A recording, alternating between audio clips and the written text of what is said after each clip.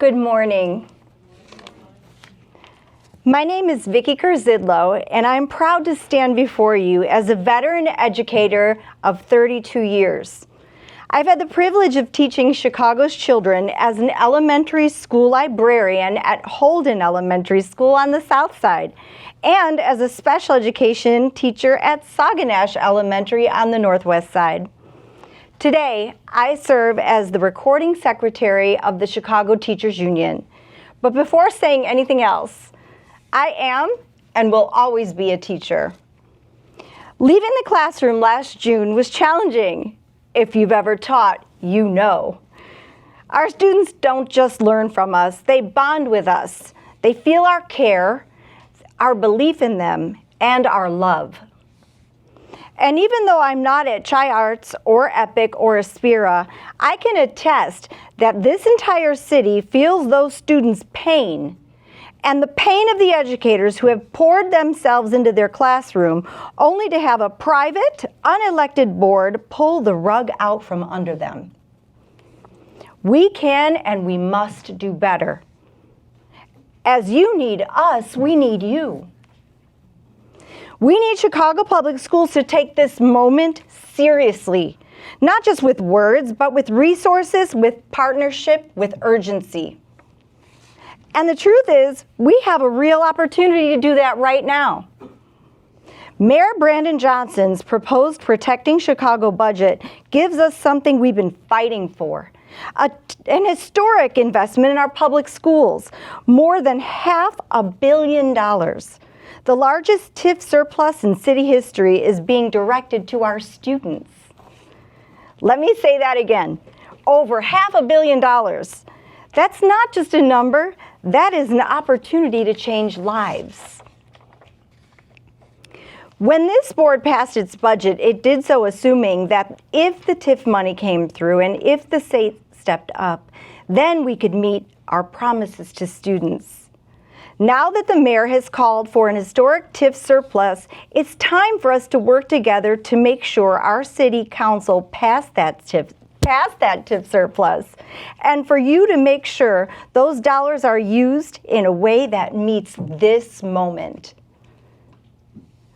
I'm talking to parents who are afraid to drop their children off at school. I'm hearing from educators whose classrooms are half empty because families are scared. Attendance is plummeting, not because parents don't care, but because they're afraid. This surplus can help. It can help fund safe passage programs, expand social and emotional supports, and strengthen the network of community schools that anchor our neighborhoods. For families who are too afraid to send their children in, we can bring school to them through well-supported virtual options like the virtual academy that we already have. If this board is clear on how these funds will be used to Trump-proof our district, to protect paraprofessional pensions, and to deliver for young people who have spent the last month terrified by their president, we can rebuild trust and show our children that the adults in this city are fighting for them. Donald Trump has already sent federal troops to Chicago, not to protect, but to intimidate. His message is one of control, not care, especially toward Black and brown communities that have endured generations of disinvestment and state violence. Our children don't need to look out their windows and see soldiers. They need to see after-school programs, librarians, nurses, and safe spaces to learn.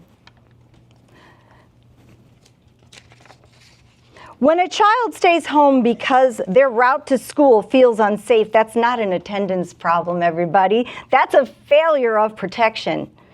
Fear is showing up in our classrooms in the form of empty seats. That's why the Chicago Teachers Union is calling for true partnership. We have joint committees written into our contract for this very reason. We've requested impact bargaining since September 30th because we know that when crisis hits, we are stronger when we face it together.